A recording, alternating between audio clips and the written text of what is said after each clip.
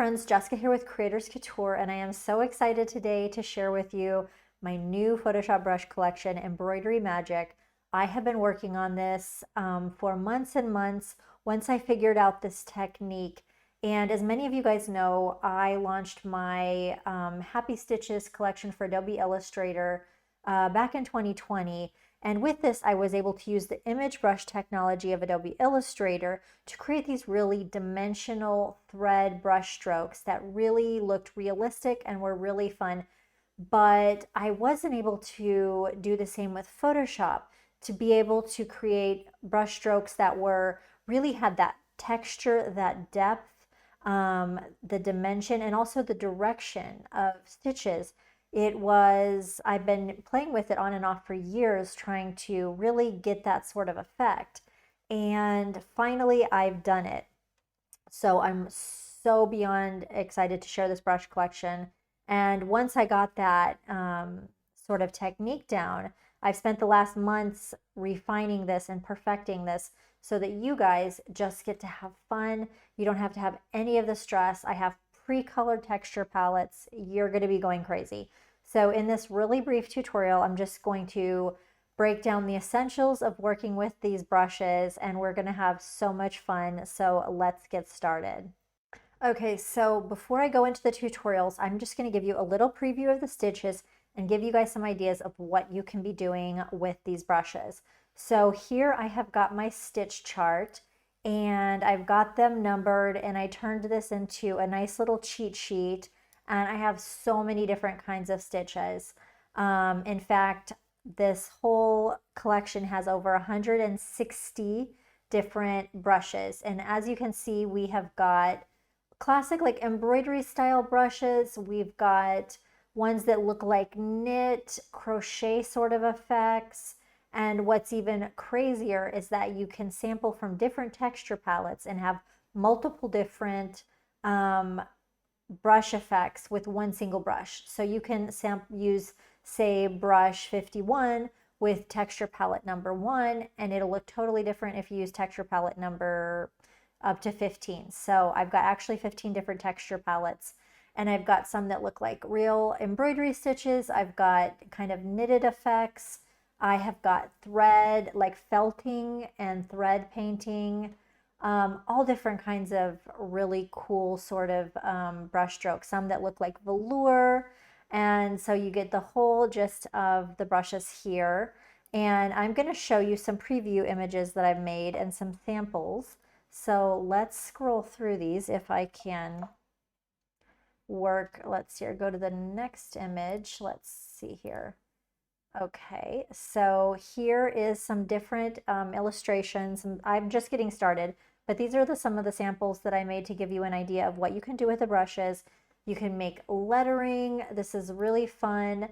Some abstract art, kind of mixed together, thread painting, stitches, embroidery. So there's just really no limit. Have some fun with abstract. You can do, here I did a leaf, and you can see some previews of the different brushes you can do. Doing some really embroidery style things, even mixing it with felting. I've got a fun butterfly here. For the holidays, we're going to have a lot of fun. There's so many things you can do. I had some fun with some Christmas trees. This one I got actually inspired by somebody who embroidered something like this, an embroidered geode. So I kind of recreated this with my brushes, and I had a lot of fun. Here's an example of some of the brushes, and you can have the same, this is all the same brush, but using different texture palettes. So same brush, same color. Look how different these brushes can look. And also, this is an illustration that I did previously, but I just accented it with some dimensional embroidered strokes. So that was a lot of fun. And here is an illustration, just kind of an abstract one. I was playing around with doing kind of a fabric sort of embroidered style rose. I have 15 different texture palettes that I've pre-colored for you. So it's so much fun, and it's so fast, and you don't have to do all the hardship that I did to create these kind of embroidered strokes. And for example, this is one brush, and I used all 15 of the different palettes to create these different brush strokes. So you can have fun with it. And here is a preview of all the different colors that I've made for each of the texture palettes. So it is so much fun. And in the next part of the tutorial, I am gonna give you a little product tour, and then we'll get into loading up your brushes and we're gonna get painting. Okay, so before we get into the tutorials, I'm just gonna show you what's inside of your download. So you've got the brush charts folder here, and you've got all of the brushes here. I've also got a little chart that I made of the texture palettes. So this gives you a visual idea of like which palettes are darker, which ones are lighter, but I also have them labeled in the Photoshop file. And then here's a little cheat sheet that I put everything together. And what I often do is I use this on my iPad while I'm drawing, or you could use it on a second monitor or as you like inside Photoshop. But this, I condensed everything. And so this is really helpful for me to have everything at a glance. And then I've got a license, some notes about licensing, and if you create items for sale, which I definitely love to, you are more than welcome to create items for sale with this. Preview images, I've got a link directly to the product tutorial. I have got, these I made for my, gosh, what do you call it? My Happy Stitches collection. There's some bonus material, and this is a digital hoop. And I'll show you actually later on how to, I won't get into that now, but I'll show you how you can use that and change the backgrounds. And then I also have some hoop backgrounds that are flattened. And then we've got the brush file here. We've got the palettes. I've got the main palettes, and then also some for metallic thread, and then this bonus metallic palette. I've got the layer styles here, and then you've got the folder with my product guide, support, and all of that, all those documents. So now let's get into loading up the brushes and the styles and all that, so that way we can get into the tutorials. Okay, so to load up Photoshop brushes, you can either double click this file, and normally it will load into your Photoshop. Otherwise, you can drag it onto your Photoshop icon, or you can go into your brush panel and you can go to the top right, go get more brushes, or not get more brushes, sorry. You can go to import brushes and then go to wherever you have your brushes and navigate to them and load them. So I already have them loaded up, but here we can go Embroidery Magic brushes and then click on them and load them up. But I have them loaded, so we've got them all right here. And now we want to make sure that we have the layer styles loaded up, and you can double click them. It'll usually load right up into Photoshop, or you can do the same thing, drag it into the Photoshop icon, or you can go to your styles panel, click on the top right and click import styles and click on them and load them up. And then you will have the different styles that I'm going to use in my, with this brush system. And the styles are really the secret sauce to give them that added dimensionality and really give them that realism. And then you also need to load up your, open up, I should say, your palettes. So I've got all of the palettes loaded up into here. So I've got my metallic thread. I've got this bonus metallic palette. I'll show you more about that later. That's from my 24 karat brushes. And then I also have the main palette, and we'll get into that. And that has 15 different texture palettes, and they're pre-colored. And this is the real fun part. So now that we have everything loaded up, then I'm going to get into the tutorial and show you how easy it is to start painting with these brushes. Okay, so now we've got everything loaded up. Now we get to have some fun. So in my document here, I've opened up a document that's 2000 by 2000, 300 dpi, and I've put a color fill layer in the background. And now the first thing that I'm going to do to give it a little realism is I'm going to use one of my fabric layer styles, and you can flip through them right here on the right, and it gives you different fabric backgrounds. And now since I have a white background here, it's going to still have like a white fabric, but I can go and change this color and say I want to put a red, and then you can click through the layer styles and have this on a red background. But for this demo, we're going to go white, and I'll use the fabric style 2 just to give a little realism to our vibe here. And now I'm going to make a new layer, and I'm going to go ahead and put thread 1 layer style on it.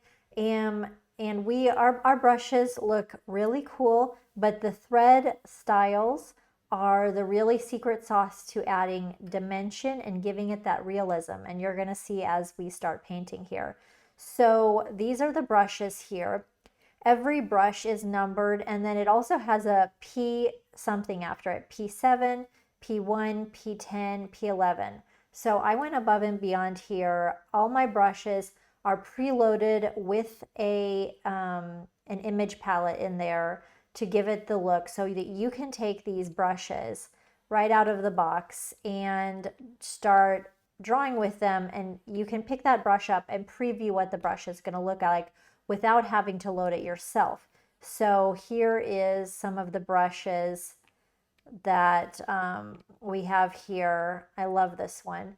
And that way you can pick up a brush, and I've preloaded it with a good palette that looks good with that brush. So that's another thing, is that I have kind of gone above and beyond, is that I've already preloaded these with a palette. So say here you go and like, let's get, this is brush number 48, palette 10.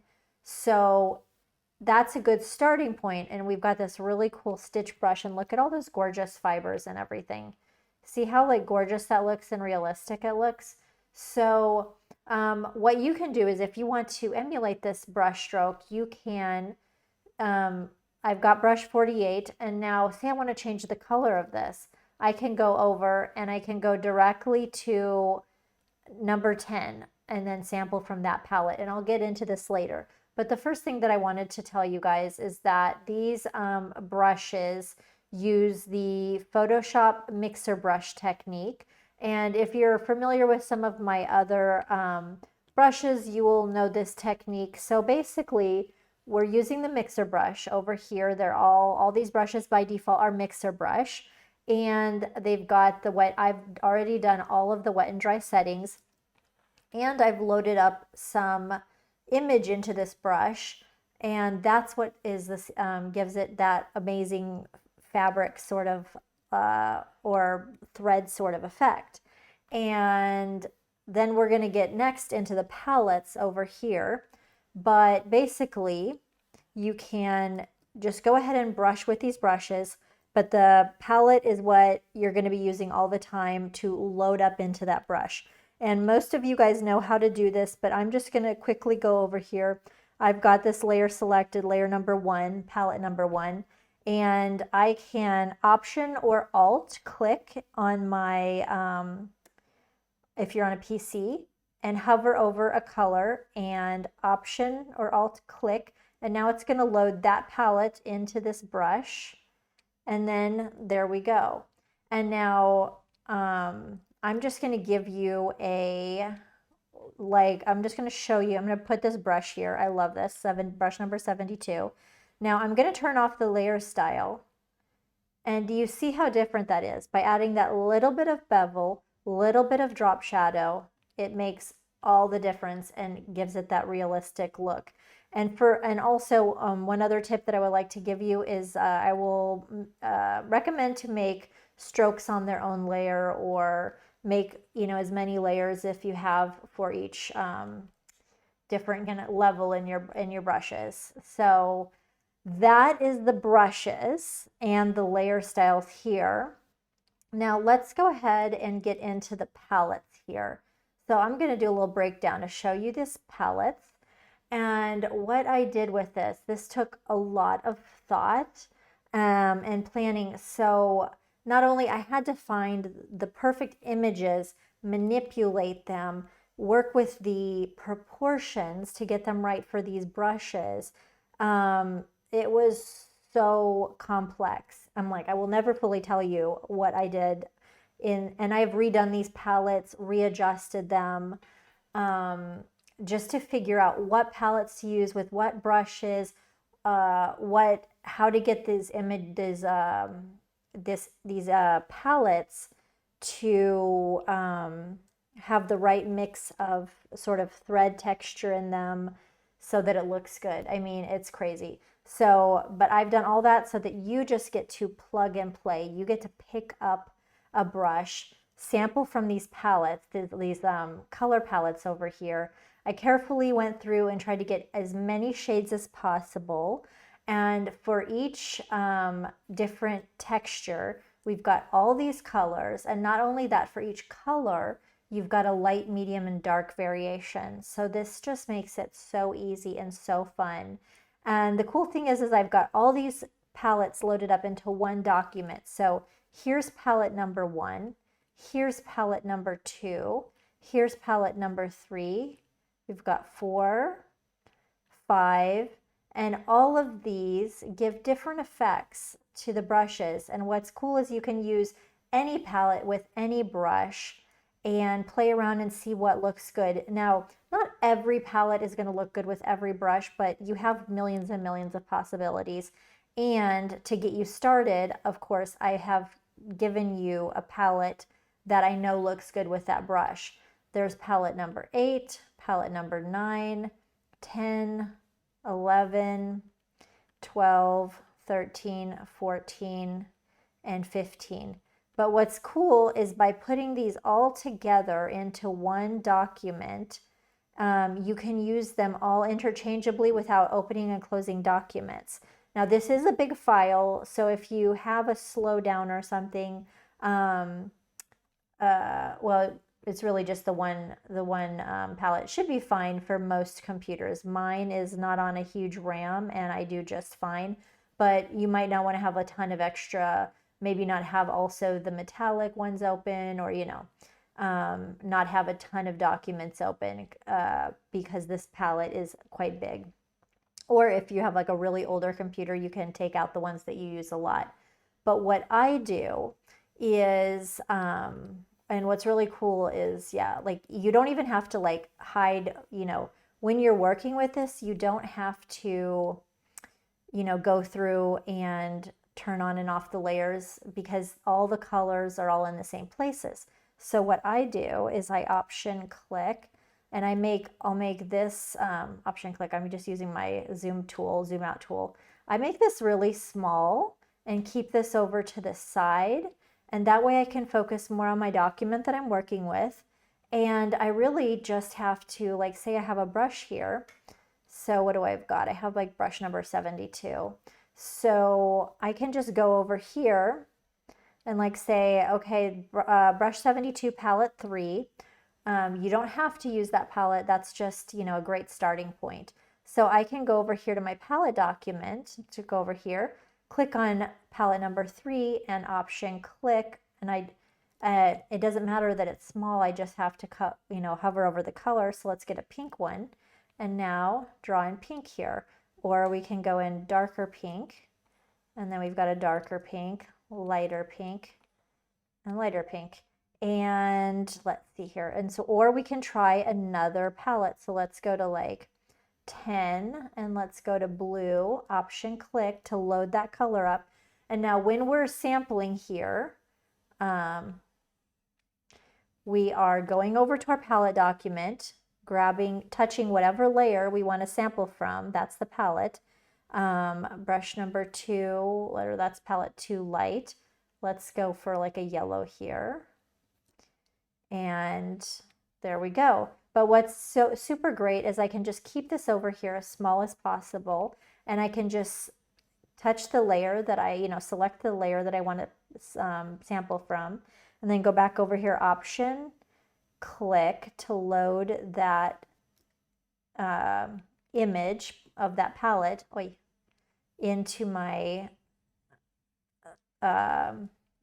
brush, and then go like this. And so some of them will be better than others. I love this one here. Like, I love look at that texture of that here. So that's how fun and easy it is And that's the basics of working with this palette. If you have any questions, feel free to let me know down below in the comments. I also have another palette that I created of metallic thread. So I pulled out all the metallic parts of, or the part of this palette, which I made them here, but I wanted to add them like a little bit more metallic.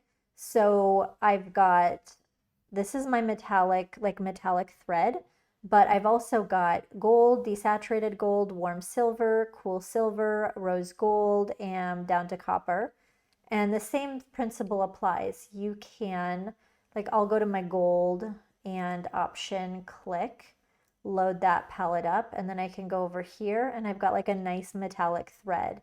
And you can play around with, you know, which palette you use, or you can go over here to like, I'd rather have it in a warm silver thread. So I'll go click the warm silver layer, I'll option click, and now I have some silver thread. So that's really fun.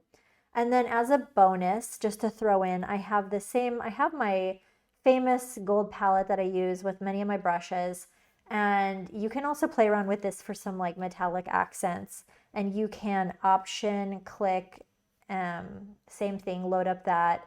And this is going to give you like more of a shinier kind of gold, but it can be fun to play around with. So I threw that in there as a bonus. But I really like these ones for if you're wanting any kind of gold or metallic. So this is like a bit more like kind of hardware sort of vibe. And then here's my little cheat sheet that I have here. Although right now when I'm working, most of the time I put that on my iPad, or you can put it on a second monitor.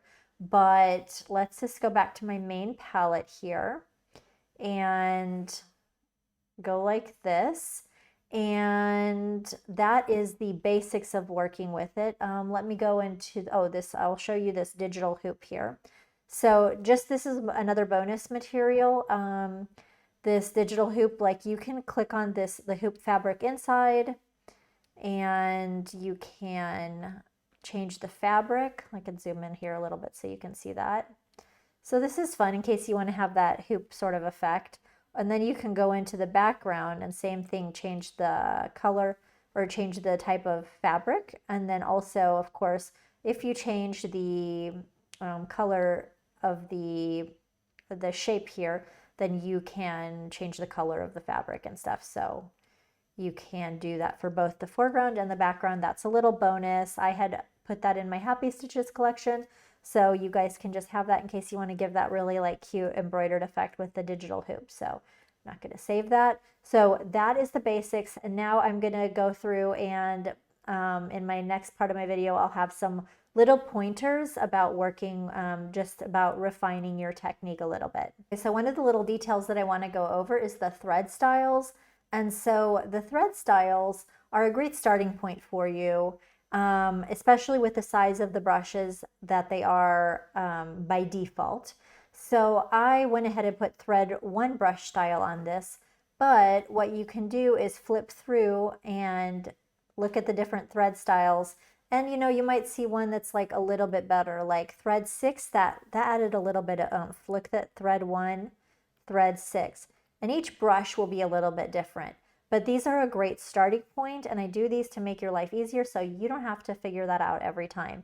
And what you can also do, all the thread styles combine a slight bevel and emboss and a little bit of a drop shadow.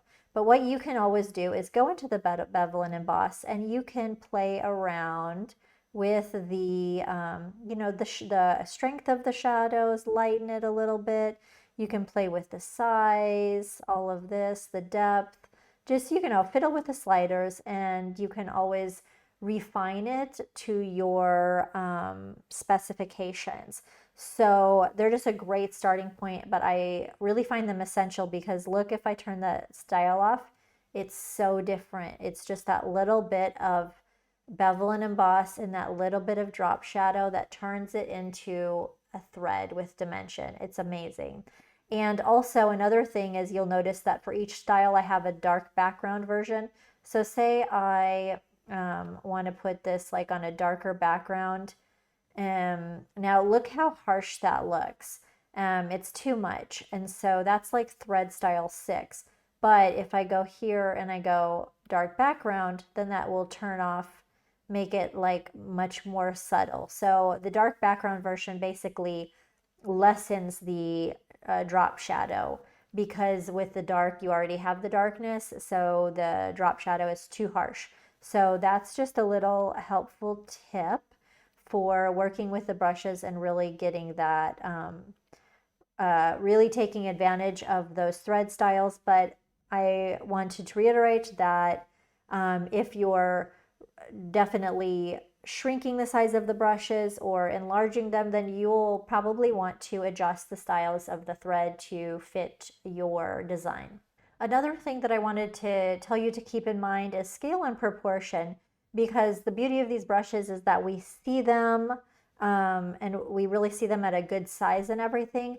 But you want to take care, like say you're making a big drawing and then, you know, like you have a huge canvas and then you're making very small brushes. By the time that you zoom out, it's not really going to have that same sort of effect. Like say for example, I draw this brushstroke 72 here, and I can really appreciate, it's big enough that I can really appreciate that beautiful texture that comes with the image sampling and all of that. But let's say I just turn, take this brush size down really small. Okay, that still kind of looks pretty cool. But say I'm, drawing something like this and I'm putting a bunch of thread stitches close together. Okay, that could actually look cool. But sometimes when you're shrinking those or zooming out or making this really big detailed illustration, and those brush strokes are so small, you're not going to see a lot of the details. So you kind of want to keep that sense of proportion in mind. Play with, you can play with smaller brush strokes.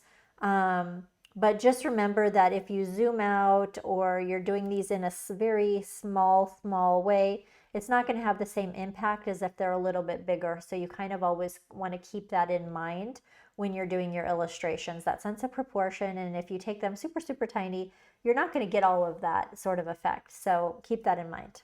Another thing that a little tip that I want to give you about working with the brushes is if you're sampling from one of the color palettes. Of course, not every color palette is going to look great with every brush, and you might need to adjust it a little bit or play around with where you sample from in the square. If you just sample from a different place in the square, sometimes it can look totally different. So for example, I'm sampling from palette number 5, light, and let's just sample a green here. So I'll do a medium green. So I'm doing this medium green right here on my left, and let's Option or Alt click. But let's go on the left side of that sort of square. Okay, that looks pretty cool, but I can Option click and then move it over a little bit. And as you can see, even I'm sampling from the exact same square, but it can look different no matter where on the square that I sampled. And also another thing you can do is, say if you don't like how that looks just like that, you can play around with, like for example, lowering your brush size, sampling, and then taking your brush size back up, or the reverse. You can make your brush bigger and get more of the square in there, and then take it back down. So I'm just going to take, like, this is my brush 72. Default, the size is 125. I can Option, click on this. Let's see, Option, click on, oh no, it's 125. So what I'm going to do before I sample is I'm going to left bracket or take my brush size down, and I'm going to take it down like 1, 2, 3, 4 sizes. And then I can go over here, Option, click. And as you can see, the area that we selected is a little bit more smaller part of that square. And oh wait, and now I need to take my brush size back up, 1, 2, 3, 4 to like 125. And now it looks slightly different. Let's put it on thread 1. So that might be a cool look that you're looking for. The same thing is we could go right bracket, make that brush a little bit bigger, Option, click inside that square. We get more of that image in there, and then go down 2 And, so you can play around with that. That's just a little tip about the mixer brushes, and you can get different effects by sampling different areas of the square or putting your brush size smaller, sampling, and then taking it back up, or the reverse, putting your brush bigger, get more of that square in. So that's just something that you can play with and have fun with. Okay, so I think that's enough to get you started. I'm going to be sharing tons of tutorials throughout the week with more ideas on using these amazing brushes in your art. And I really think it's going to create a whole new aesthetic, a new trend. And what I love is that it mixes like you can mix embroidery, but you can also mix the idea of like felt art, knitting, crochet, even fabric. Some of these styles are, some of these brushes are also like machine embroidery. I've got some great stitches that are like here 144, and some that are kind of like putting down felt or fabric or a texture, so you can kind of use some of these brushes as like a background and then put stitches over them. So there's so much we can do. It's 10 p.m. and I'm just dying to get this out. So I think that's a good stopping point. But if you have any questions, just let me know down below in the comments, anything that you would like to see me demonstrate. And I will be streaming live on Behance this week with some live tutorials as well. Make sure you're subscribed so you don't miss any of them. And again, just let me know down below in the comments if you have questions. It's just about 10 o'clock, 10 p.m., and I am going to get this edited and get this on YouTube so I can release this product. I have been working around the clock on getting this ready. I am so excited to see it in your guys' hands, and this is just going to be so much fun.